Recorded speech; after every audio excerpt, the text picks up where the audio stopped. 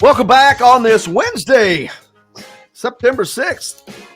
Golf Club at Eagle Point Studios, brought to you by the Chop Shop, where tonight you will find our next guest, Don Fischer, with Tom Allen for Inside Indiana Football. Don, how are you, sir? I'm doing good, Jim. How about yourself? Good. Coming off the first weekend for most teams, including Indiana, a game in which it was surprisingly closer than most of us expected it to be. A great performance by the defense, as all of us have been talking about since then. Of course, the offense was a grave disappointment. Same thing, that conversation's been going on. So we move forward from there as they will take on an Indiana State team this week that should allow them to pretty much do whatever they want. But revisiting last week, I'd be lament if I didn't. Man, those are the games that Indiana could have actually won if they had a better than average offense. And that's all it would have taken with as well as the defense played, but it wasn't to be. I agree that the defense really played well. I do think that Ohio State is not where it's going to be as the season rolls on with their quarterback situation. Kyle McCord was getting his first opportunity to be a major factor, and Devin Brown we thought was going to play a little bit more than he did. They didn't quite go with the two scenarios like Indiana did with splitting almost equal time on the field. But I don't think Ohio State offensively is where they will be at the end of the season. I think they're a much better offensive team than they are. That's not to say that Indiana's defense didn't have a lot to do with what Ohio State was able to do in the game offensively. I don't want to take anything away from the defense. To have that many new faces on the field on the defensive side of the football, very impressive to have those guys play like they did. The new guys, Andre Carter was terrific. Jacob Mangum-Farrar was terrific. There's no doubt that the defensive backfield, which was probably the biggest question mark that everybody had going into the first ball game, I thought they played well. There were mistakes made, but not all that many. And without question, they kept Indiana in the ball game. It was strictly the offensive side of the football that didn't get its job done. But again, part of that was due to the fact that the play calling was just so conservative, wasn't very imaginative in any way. I am still befuddled in many respects to understand the running back situation. I think I just don't understand why Josh Henderson doesn't get more ops. That guy inside the tackles. Yeah, I mean, inside the tackles, the guy is really tough. And even when he, if he gets out in the open, he makes people miss as well. And not just miss, but he runs through people. That part of it is a little befuddling to me. But at the same time, I know the conservative part of it was to keep these quarterbacks so they weren't making a bunch of mistakes, try to keep Indiana in the ball game, because if you start making a bunch of mistakes, that's going to be a problem too. But at the same time, you get into the late in the third quarter or the fourth quarter, you've got a chance. And that's when you have to really open up the offense, try to do something. If it doesn't happen, it doesn't happen. But to play that conservative, in my opinion, was a mistake. And I think Walt Bell has admitted that, and so has Tom Allen. Absolutely. I don't understand why, because it just appears that you're just trying to live through the situation with that. But I've been talking about Josh and Christian Turner, both two guys, great running backs. Those are guys that should be getting the ball up the middle. But yet 4 times, I did this yesterday, it's either 4 or 5 times Jalen Lucas runs the ball up the middle. And I'm sorry, but he's 170 pounds, and that ain't going to happen, especially in the Big Ten. I don't know why they would try to do that. He is a guy that I understand needs to have the ball in his hands, but it's got to be out in space. They have got to figure out a way to have him get the ball out in space. And why they were not working on that, I don't understand. Why there weren't short passes thrown, a lot more of those. I don't know, because that would have worked. I'm not expecting them to go deep all day because they're not Right. that far into the season, but it would have just been really easy. Roll your quarterback out if you're worried. Roll him out. Quick passes again. It just I'm where you are. I don't understand. No one does, and I don't. It really makes me start to wonder about Indiana as an offense going forward. Not that they don't have the talent, but the thinking behind what they're doing. I mean, 153 yards is just not good enough. And we saw, think about last year. The offense couldn't hardly do anything most of the season. It was a very disturbing factor with this football team, and we just kind of saw more of what we saw last year in this game against Ohio State. Now, granted, Ohio State's a really good football team, and their defense is really good. We get all that kind of thing, but the way that you have to do something different, and you've got to do something that tricks people every now and then. That's the one thing that we didn't see on Saturday. There wasn't any of that type of a play for the most part. I still think running the option is not a bad scenario with this group of quarterbacks, the young quarterbacks. They both have good legs. They both can run the football. I know you don't want to get anybody hurt because you're not very deep after you get past those two. You really don't know what you have because we haven't seen any of what they have behind that. Of course, Brock Lowry's a true freshman, so you don't want to throw him in that situation, although they did that to Sorsby last year in the Penn State game. But that said, I do understand part of it. I'm not going to sit here and just rail on Walt Bell and Tom Allen in regard to the offensive side of the football. This week should tell a different story, and if it does, I think it'll calm nerves, so to speak. Yeah, Indiana State obviously I think was 22 or 27-0. They lost to Eastern Illinois, so things not going well for Indiana State, the Sycamores, and probably a good for Indiana right now to let them have a much easier path to see what they have. And so we'll find out, and we'll see what and obviously they're not going to show a lot offensively early on.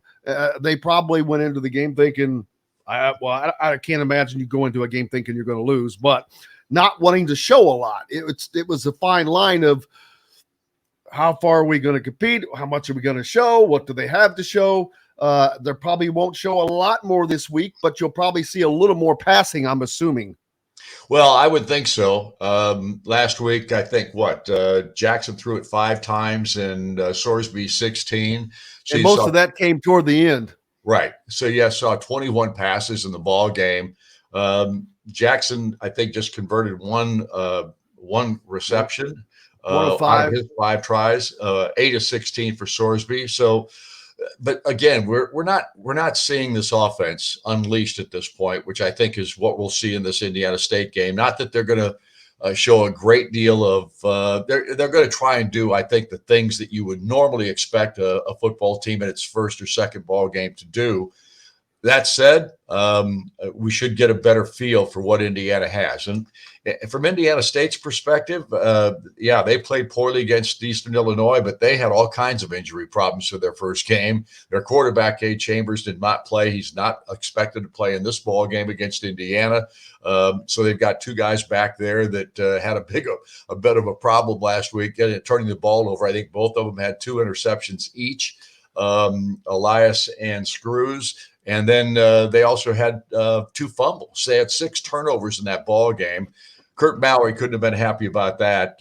And Kurt Mallory's a good football coach. And his 7th year, I guess, at Indiana State. Of course, they didn't have a season in 2020. They didn't get to play a single game. But his record there, even though it's not great, you can see that they've made progress. I just think that this particular team, with the injuries that they've got, they're kind of fighting with one arm tied behind their back right now, and that's a concern from their perspective. But Indiana's got to play really well in this ball game coming up on Saturday, in my opinion. Well, it was absolutely. And the quarterback situation last week, we had Brendan Sorsby start, and Taven Jackson played equally. This week, it'll be Taven Jackson starting, Brendan Sorsby playing as well.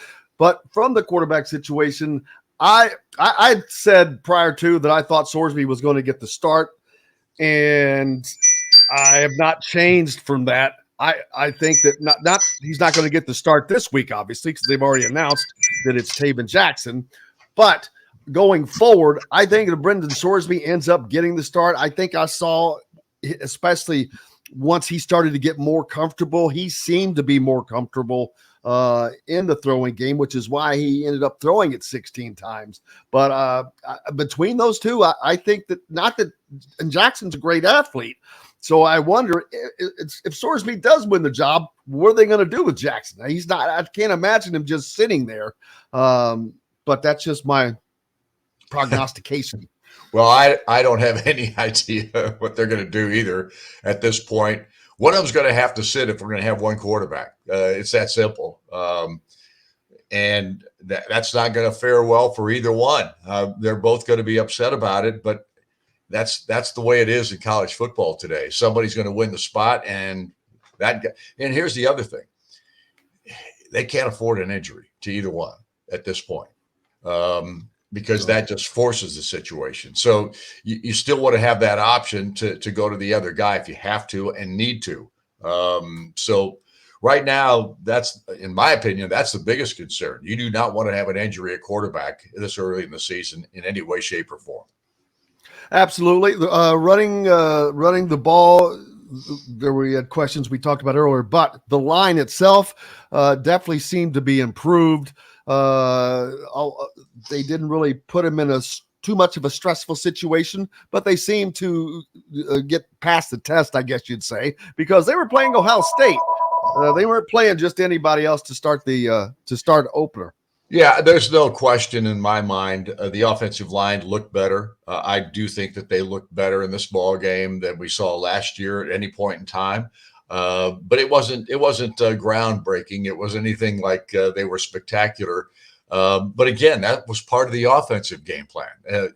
They didn't open a bunch of holes for big runs or anything like that. Which, against Ohio State, that's a tough thing to do because their defensive line is really good. And their linebackers are really good. So the run game was probably not what you were going to see accentuated in the game against Ohio State. That said, why didn't they throw it more? Why didn't Indiana throw it more? Again, all of this boils down to the play calling, the conservative vent that the Hoosier offense was in, and hopefully that all changes this week. Absolutely. Going forward, how was the first game back in the booth for the season? I was awful. I didn't do a very good job. I know that's not good. I know that's not true. Well, I couldn't tell Christian Turner from Josh Henderson out there because the numbers are scrunched up a little bit. You just can't really tell unless you're really looking closely. So my spotter's going to have to do a much better job. I'll blame it on him. Well, let me tell you, you are quite a ways away from there. And for people to know, the booth he sits in, the windows are all open. So if it's hot outside, it's hot inside. Yeah. So you felt the same heat that the fans were feeling, especially those students that left as soon as the halftime rolled around of a hell of a good game, which I don't understand again. Yeah. But yeah, I want to make sure that they know you're not sitting up in some cushy layer. No. Well, here's the thing. Yes, it's not a cushy layer. However, the windows being open and not sitting in the west stands where the sun is beating down on you, we still have a little shade above us, and there's not a problem with the sun just beating down. But it was hot. It was humid. It was a very, very warm day, and I understand to some degree why people would walk out. I don't understand why they do it at halftime when the score was 10-3. That's always been the issue at Indiana, though. A student body is not going to hang around unless they think they've got a chance to win. That's about the only way that they hang around. And even then, lots of times they don't hang around. So that hasn't changed. I don't know how you change that tradition. And it's become a tradition. It absolutely has. What are your expectations coming up for this week? I just think I think Indiana has got to open up the offenses. I think everybody expects that to happen a little bit. I think we're going to get a better feel for these two players at the quarterback position. I think they're both going to get an opportunity in this game like they did in the first contest. I want to see if the offensive line can really make hay in this ball game for the run game. I think that's going to be a big factor in this contest because I think they're going to try and run the football. I do think that that's part of the plan this year, to run the football more effectively than they have in the past, which I think has to happen if this is going to be a good football team. And then I want to see what the defense does, because Eastern Illinois shut out Indiana State. That should make Indiana's ball club feel like there's a little pressure there to do the same thing.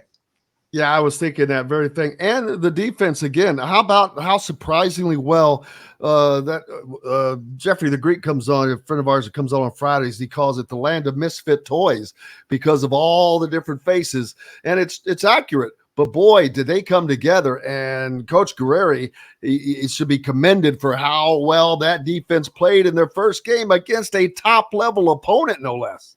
That's exactly right. I mean, the defense I think that they stole the day from an Indiana perspective. Everybody was excited about what they were seeing from these guys. Aaron Casey was phenomenal, played his best game as an Indiana Hoosier, and I congratulate him all the time on just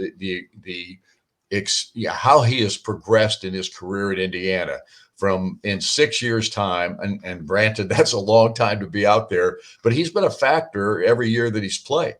And he's just gotten better. And it's steady progress. It's not been spectacular progress in his case, but the steady progress has elevated him into a really good football player at Indiana. And we were all concerned about Cam Jones not being back and not such a great player that he was at Indiana last year, and they lost him through injury about halfway through the season. And Aaron Casey stepped up last year and played really well with Cam not in there. And then we saw him on Saturday look the best that he's ever looked on the football field. So I think that's a big factor. And, of course, I think the defensive backfield still has to make progress. They've got to get better. But I thought they did a heck of a job against one of the best receiving corps in the country on Saturday against Ohio State.